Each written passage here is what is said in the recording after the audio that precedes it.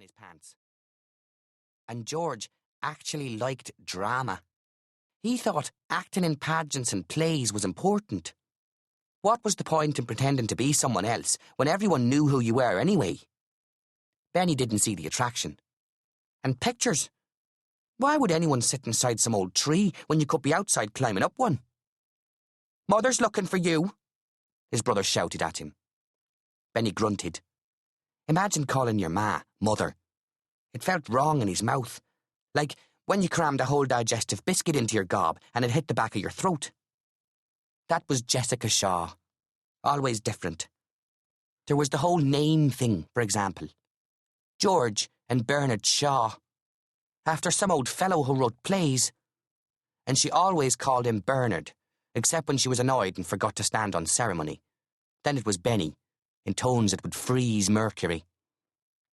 The car was by the gate. Dad must be home from work. Time for a daily ritual. Benny hopped up on the wall, landing neatly on his own ingrained footprints. There was a side door between the wall and garage, gloss green with a cracked and peeling centre. Benny let fly.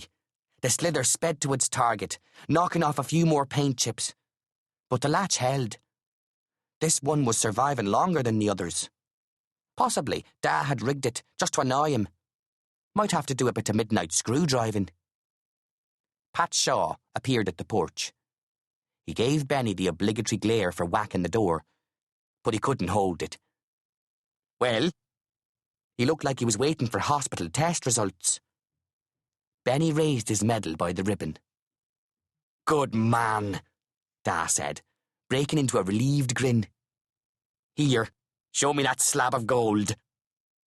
The two Shaws came together, awkwardly, both grinning like Egypts. Pat chanced a hug, throwing an arm around his boy. It was more like a headlock, but Benny got the idea. "What score did you get?" Benny calculated. 2 goals, 4 points. "Out of how much?" 211. Pat nodded. "So, what happened to the other 7? Benny croaked out a laugh. "So how come you're home?" His father's humour faded suddenly. "Well, Bernard, that is, Benny, we have to talk. It's important." "I never touched him." No. God, I wish that was all." A voice floated through the hall. "Patrick, is it her eldest?" "Let's show your mother this medal," said Pat Shaw, his large hand wrapped fondly around his son's skull. Jessica Shaw wore a lot of masks. 2 silver ones on a pendant, a couple more on hand-painted ceramic earrings, and a gold brooch with 4 tiny cubic zirconia eyes. She collected them. Apparently, the smiley chap and frowning lad represented the yin and yang of the dramatic arts. Benny had made the blunder of asking about that once. Jessica had given him a 15-minute lecture contrasting some characters called Falstaff and Ophelia. It was all very educational.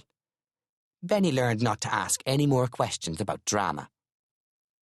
Following his dad into the kitchen, Benny lobbed his kit into the black hole underneath the stairs. His mother was seated at the table, a steaming cup of coffee before her. Inevitably, the drama masks were etched into the hand-cast mug. At least Jessica was easy to shop for. George, the little crawler, managed to work the motif into his art lesson every Friday. They had a shelf full of his creations, everything from lollipop sticks to salt dough moulded into the shape of Jessica's favourite symbol. "You won your little game," gushed his mother. "That's wonderful, darling."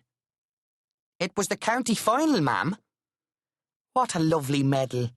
That'll give you something to remember." Pat Shaw's gaze dropped to the floor. Benny didn't miss it. What did she mean? Remember? "What's the story, Da?" His father put both hands on Jessica's shoulders. A united front was being presented. "Let's wait until your brother gets here." Benny began to get worried. They weren't a group conference sort of family. A terrible thought occurred to him. "Is Grandad all right?" "What?" "Of course. No, Benny. Bernard. It's nothing like that." "What's going on then?" "Be